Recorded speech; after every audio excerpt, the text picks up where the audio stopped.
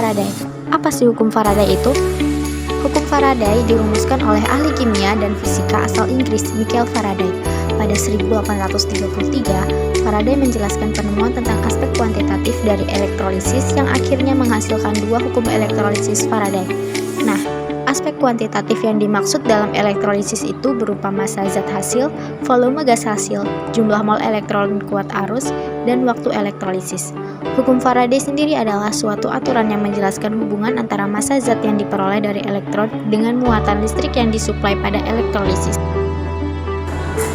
Hukum Faraday 1. Hukum Faraday 1 berbunyi, massa zat yang diperoleh pada elektroda saat proses elektrolisis sebanding dengan jumlah muatan listrik yang mengalir. Hukum Faraday 1 dinyatakan dengan W sama dengan E kali I kali T dibagi F. Hukum Faraday kedua yang berbunyi, massa zat yang dihasilkan pada suatu elektroda selama elektrolisis atau W berbanding lurus dengan massa ekuivalen atau E zat tersebut. Rumus hukum Faraday 2 dapat kita lihat sebagai berikut, di mana W1 per W2 sama dengan E1 per E2.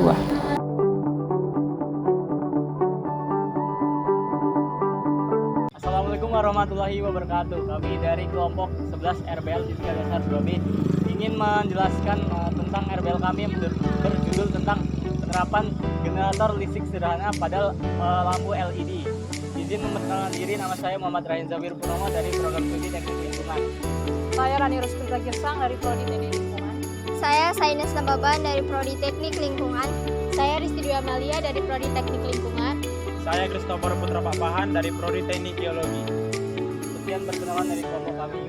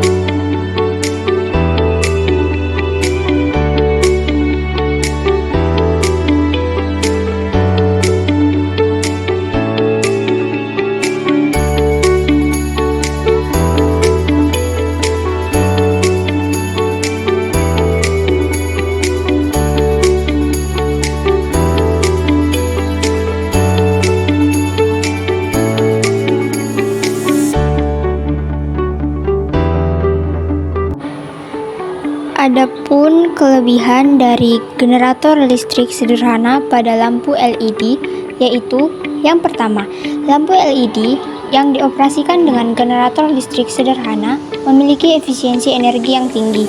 Yang kedua, portabilitas generatornya dapat dibuat dengan mudah dibawa.